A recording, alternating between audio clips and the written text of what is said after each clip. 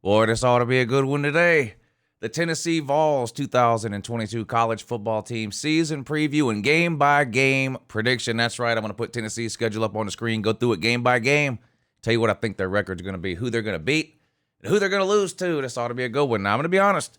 I'm higher on Tennessee this year than I have been in any other year, probably since 2015 or 2016. I think Tennessee's got a chance to have one of the best years they've had in a long, long time, at least over the last 15 years or so. Tennessee's struggles over the last decade or more are very well chronicled. Coaches in and out. They've lost 39 straight games to top 10 teams. Haven't won the East since, 2007. Haven't won the SEC since 1998. It's just been, there's no other word to describe it other than disaster on Rocky Top for really the better part of the last 15 years. Josh Heupel looked like last year maybe he has the potential to turn things around. They definitely exceeded expectations in his first year, and that has caused expectations to be higher this year for year two. Good morning, it's Uncle Lou here. Yeah, that's right, it's me, Uncle Lou, live on LouTube for you. Thanks for watching. Really appreciate it. Also, in addition to that as well. Hey, subscribe to this channel if you're not already. Did you know I post college football videos almost every single day of the year? It's true. Some of them are even watchable. I don't know about this one. You can let me know in the comments down below after you watch it what you think about this video here. But we are going to talk about Tennessee today. I'm going to spend a few minutes talking about the offense and the defense, and then I'll put the schedule up on the screen and we'll go through it game by game.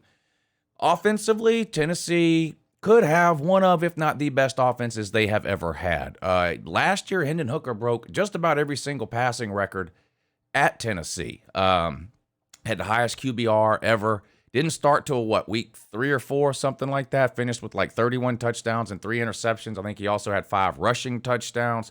Played really, really well. He's back. Obviously, that's going to be huge for Tennessee's success this year. Now, of their 3 primary wide receivers, 2 are gone. But the best one is back, Tillman. He went over 1,000 yards last year with a bunch of touchdowns.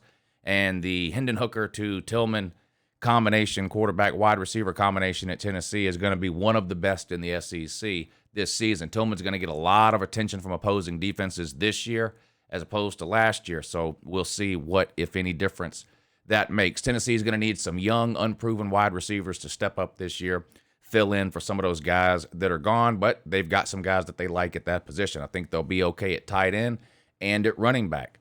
At running back, they return, I'm going to draw a blank on this guy's name, Jabari Smalls. I almost forgot that. Jabari Smalls is back. He had almost 800 yards rushing last year, and they have a sophomore and then a freshman that will be the 2 and the 3, and I wouldn't be surprised at all to see the freshman get some playing time. I think they'll be okay at running back. Only question I really have about Tennessee's offense, staying healthy is going to be key across the board for Tennessee. Josh Heupel inherited a terrible situation. A lot of people decided to transfer out when Jeremy Pruitt was fired because of the cheating allegations, which were again detailed last week in a notice of allegations by the NCAA. So Tennessee last year, and to a lesser degree, but still this year, is hamstrung really in terms of numbers. They're probably still not going to be at 85 scholarships this year, not because of any type of punishment or anything like that, just because of so many players that have chosen to leave. So injury or avoiding injury and staying healthy is going to be probably the single biggest key to Tennessee's season. When I look at the offense in particular, it's going to be offensive line. Now, they got 4 starters returning from the offensive line, so that's good news. And they were pretty good running the ball. The offensive line was pretty good at run blocking last year. That's good news. Bad news, the pass blocking was not great. They gave up, I think, 44 sacks, which was the most in the SEC. Tennessee's offensive line is going to have to play a lot better this year. Now, they've all got another year's worth of experience from last year, plus an entire spring, summer, and fall for development. So I would expect that offensive line to play a little bit better. They lose Cade Mays at tackle, so you got to find a replacement there. But the other 4 offensive linemen return on a group that you would expect to play a little bit better in 2022. I really think this is probably going to be the best offense Tennessee has ever had. And, I know some people are going to go back to the 90s and look at the T. Martin and the Peyton Manning offenses. Tennessee scored 39 points per game last year. They didn't do that they didn't do that with T. Martin. They didn't do that with Peyton Manning, and they're probably going to score more than that this year, especially if the defense can improve. And let's talk a little bit about that defense now. Defense overall last year did not play great. In fact, at times it played absolutely horrible, particularly on third downs. I think Tennessee allowed opponents to convert almost 45% of the time on third down. You're not going to win very many big games letting your opponents convert like that on third down. They were terrible against the pass. They gave up almost 240 yards per game passing, which again I think was last in the SEC. Now they were okay against the run, and they had a ton of tackles for loss. So they were, the front seven played okay against the run. The secondary was a big weakness for Tennessee last year. The two safeties do come back in the secondary. So again, kind of like the offensive line, right? They weren't great last year, but you know what they did do last year? They got an entire year's worth of starting experience, and now they're back. You've got to replace some pieces at corner and the nickel or the star position, whatever Tennessee calls it. Jeremy Banks is back at linebacker, who played really, really well last year, had his best year by far as a junior last year. He's back. Got to find some edge rushers. Tennessee had trouble getting pressure on the quarterback, particularly on third downs last year, which is part of the problem or part of what led to Tennessee being so bad on third downs and so bad against the pass last year. Josh Heupel and company have spent a lot of time during the spring and summer focusing on the defensive side of the ball, trying to get better over there. There's a ceiling. When your defense is as bad as Tennessee's was last year, there's a ceiling, right? You look at some of the even great offenses that Oklahoma had over the years under Lincoln Riley, and they would get to the playoffs, and it just wasn't enough because they had no defense at all. Having a great offense will win you a lot of games, but it's not going to get you ultimately where you want to go. You've got to have a defense that can make a key stop for you when you need it the most. It can create a turnover when you need it the most. It can get a sack when you need it the most. It can get off the field on third down late in the game when you really need it. Last year, Tennessee didn't have any of those things. They're going to try to improve over there this year on that side of the ball and see if they can get double-digit wins for the first time in a lot of people's lifetime. Here's their schedule right here. Now, the non-con schedule is pretty manageable, but of course, they draw a difficult conference schedule every single year. They play Alabama in a cross-division game from the West every single year. They play Georgia in the East every single year. So, always going to be a difficult schedule for Tennessee. But let's start up here in week 1. They're going to kick things off on a Thursday night, SEC Network, September 1st, against lower classification team Ball State. And let's be real, this is a game that Tennessee not only should win, but has to win and is going to win.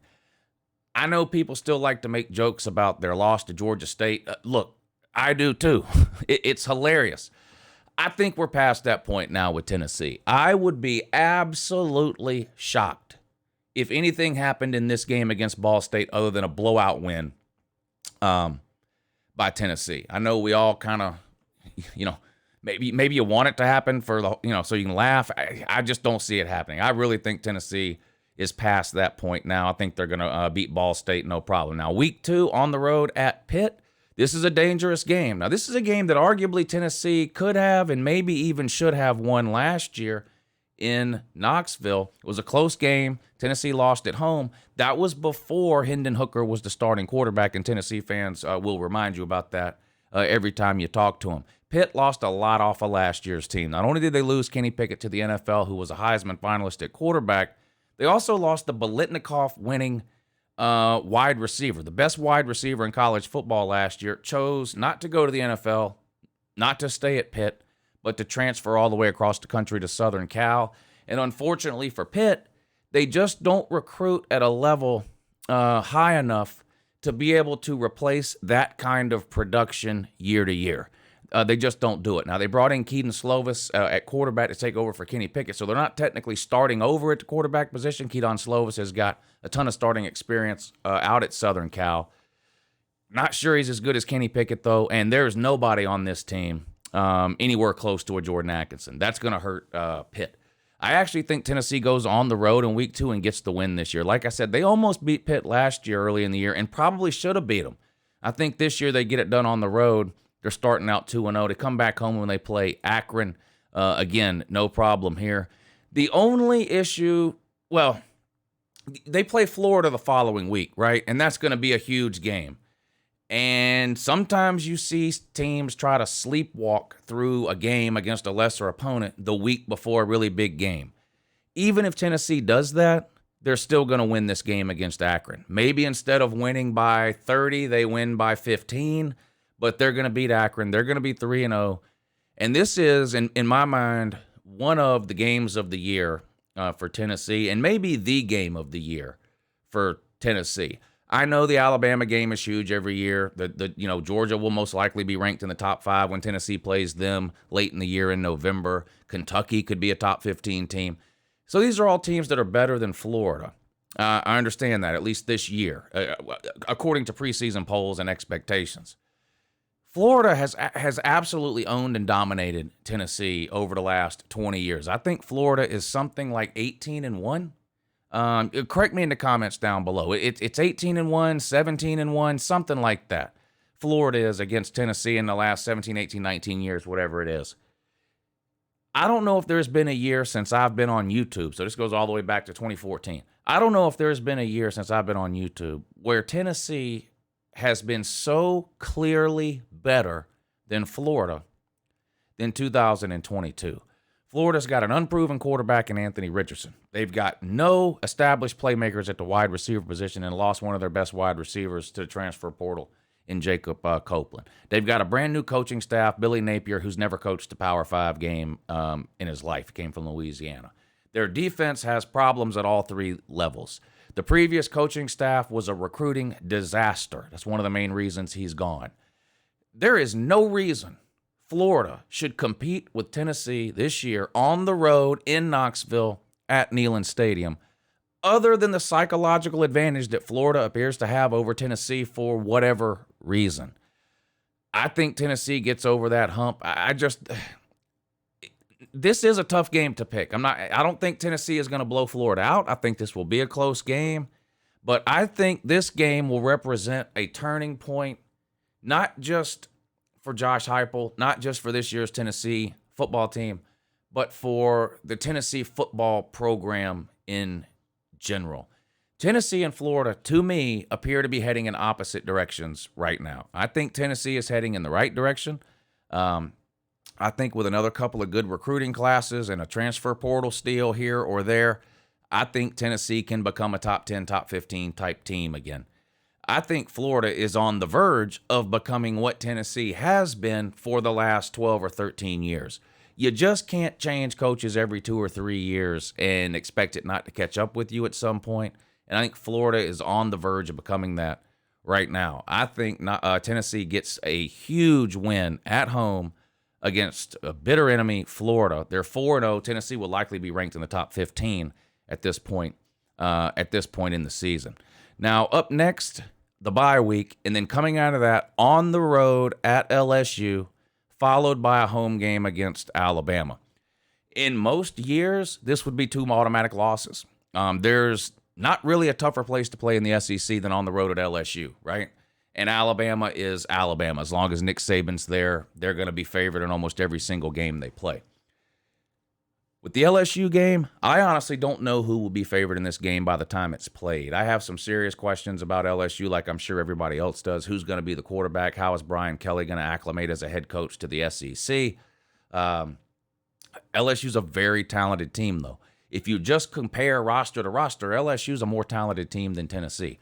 And even though Brian Kelly is new to the SEC, he's not new to coaching in the Power 5. He's not new to coaching in big games, and he's not new to coaching against SEC teams. I mean, he played Georgia a couple of times. He played Bama, a couple other SEC teams he's played over the years. And this is a road game for Tennessee the week before what most Tennessee fans consider to be their biggest game of the year every year, the Alabama game. I think Tennessee slips up here and takes a loss. Now, I'm going to be honest. I am not confident in that pick. I'm not sitting here going, oh, LSU is definitely going to beat Tennessee. One of the things that makes these types of prediction videos hard to do is choosing the exact games you think a team will lose to, right? It's one thing to look at this schedule and go, well, 9-3 probably. That's okay. I would say, okay, yeah, I agree. Now name the 3 losses. That's where it just becomes harder to do in my mind. I feel like Tennessee is probably a 9-3-ish type team. I think they'll be favored in probably at least 8 or 9 of their games. possibly 10 of their games if they're favored against LSU. But you don't always win every single game you're supposed to. Almost every team in America loses, in fact, at least once a year to somebody they're not supposed to lose to. So even if Tennessee ends up being a small favorite in this game on the road in Baton Rouge, I do think they catch the L here the week before the Alabama game. Kind of caught looking ahead just a little bit. Again, not an embarrassing loss. This isn't losing to Georgia State. This isn't losing to Vanderbilt 2 out of 3 years like you did a few years ago. This isn't losing to BYU. This is none of that. This is not an embarrassing loss. You're 4-1. You'll still be in the top 25 at this point, even after that loss. And then you host Alabama. Now, I've talked to a lot of Tennessee fans who think that Tennessee will be 5-0 heading into this Alabama game, and speak English. They may very well be. Tennessee is definitely capable of beating LSU, and if that's the case, and they beat Florida, I think they will be 5-0 heading into this game against Alabama. And Tennessee fans have been mentioning this a lot, and the atmosphere that would be present in Knoxville if Tennessee was 5-0 for this Alabama game, and Alabama was 5-0 or 6-0 or whatever the case. And I agree, it would be an electric atmosphere. I think it's going to be an electric atmosphere anyway. Okay, I think this is going to be one of the best Tennessee home games of the last 10 or 15 years. I don't think Alabama's going to blow Tennessee out. This was a competitive game last year, Tennessee and Alabama, into the fourth quarter. And then, and this was kind of Tennessee's MO last year. The defense would just wear out. Part of that was, not having the depth to rotate guys in and out over the course of the game. So by the time you get to the fourth quarter, a lot of your number ones are just wore out. That was part of it. Another part of it is, and this is the part that really, there's nothing Tennessee can do about really. Tennessee has one of these fast strike offenses, right? They like to run a play, and then 8 seconds later, they like to be lined up and running another play. Run the plays as fast as they can. Well, when you're generating yards and first downs and sustaining drives, that's great because it gets the other defense on their heels. It keeps the other defense on the field. It keeps them guessing. It keeps them out of breath, and it gives your defense an opportunity to rest. Well, when you're running plays as fast as you can and you go 3 and out, the exact opposite is true. Your defense, which just got off the field, has 45 seconds to rest while you go 3 and out, and then they got to get right back out on the field, and over time in a game, that wears them out. We saw that in several games last year with Tennessee, particularly in this Alabama game where they were able to pull away in the fourth quarter. As high as I am on Tennessee this year, and like I said, I do think this is Tennessee's best team, probably in the last 10 to 12, 13 years. They had a couple of decent teams under Butch Jones with Hurd and Kamara and Dobbs and them. I just can't pick Tennessee to beat Alabama right now. Does it mean I'm knocking Tennessee? Again, there is nothing wrong with losing to Alabama. That's not an embarrassing loss. There's no reason to hold your head down if Tennessee loses to Alabama. I mean, they're the cream of the crop for going on 15 years now in the SEC. Again, would I be absolutely shocked if Tennessee won this game at home? No. Alabama's got its a fair share of questions as well. Their offensive line didn't play that good last year, didn't play that good in the spring this year. They got some work to do there.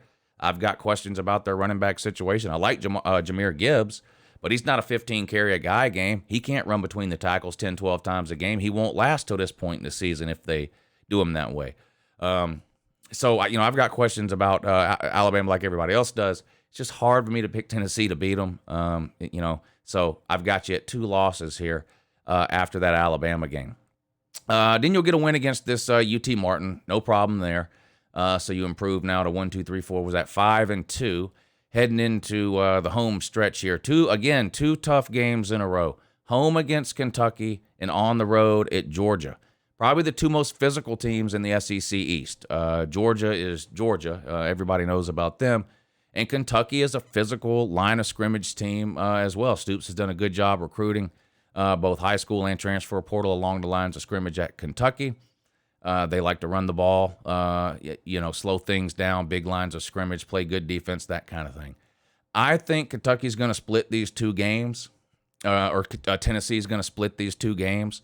So I gave them the win at home against Kentucky, and I'm giving them a loss on the road against, a top 2, top 3 Georgia team. Again, Not an embarrassing loss. Now, here's what Tennessee doesn't need to happen. You don't need to lose by 40 to Alabama, right? You don't need to lose by 40 to Georgia. That would be embarrassing. Anytime you lose by 40, it's embarrassing no matter who you're playing.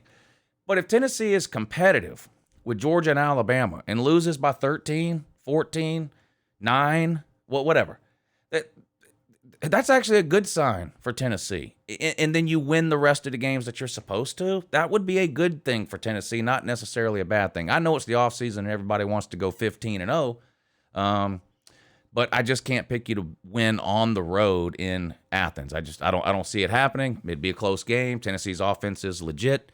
A lot of publications and preseason magazines and rankings have picked Georgia's secondary as the best secondary in the country. That'll be a great matchup to watch. Georgia's secondary against Tennessee's passing game with Hendon, Hooker, Tillman, and that group of wide receivers they have. I think Georgia wins this game on the lines of scrimmage. I think Georgia's able to pressure Hendon Hooker, get a few sacks. I think Georgia's offensive line will be able to handle Tennessee's front. I think that's where the differences are between these two teams right now. That and again depth. And so I think Tennessee gets a win at home against Kentucky, which will be a really good win. I think Kentucky could potentially win 10 games this year. I think they're probably going to beat Florida too. And the winner of this Tennessee-Kentucky game is going to likely finish second in the East, in my opinion, to Georgia. So I've got you winning at home against Kentucky and then losing on the road at UGA. I think you'll beat Missouri at home. I don't think they're a very good team. I think it's probably Vandy at the bottom of the East and then Missouri's above that, but I don't know by how much. And then on the road at South Carolina and on the road at Vandy to end the season. And these are two interesting games here. Now, let's do it this way. I think you'll beat Vandy. This isn't 4 or 5 years ago. You're not losing to Vandy. I know what Clark Lee said about Vandy being at some point soon, Vandy's going to be the best football program in the SEC. That might be the biggest case of homer shades I've ever seen. At South Carolina. Now, I happen to think South Carolina is going to be a pretty good team this year with a worse record than last year. I think they won 7 games last year. I think they're going to win less than that this year, even though I think they're going to be a better team. Their schedule is rough. They got to play early in the year on the road at a top 15 Arkansas team. The very next week, they host Georgia. Last game of the year, they got to play Clemson. Middle of the season, they got to play Texas A&M. I mean, these are all teams ranked in the top 10, top 15 in every preseason poll you look at. And I haven't even mentioned the fact that they got to play Florida, Tennessee, Kentucky. It's just a tough schedule, and people have said, well, that's pretty much their schedule every year. Yeah, but Arkansas is not a top 15 team every year. Kentucky's not a top 15 team every year. Tennessee's not a top 15 team every year. This year they are. So, yeah, South Carolina's got a brutal schedule.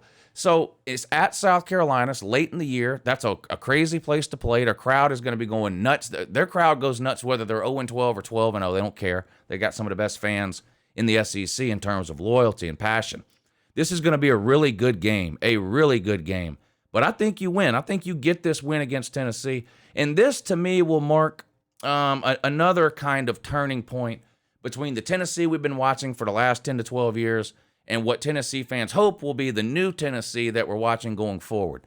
This game on the road late in the year at South Carolina, that's the typical type of game Tennessee has been losing over the last 5, 6, 7, or 8 years. Tennessee is better than South Carolina.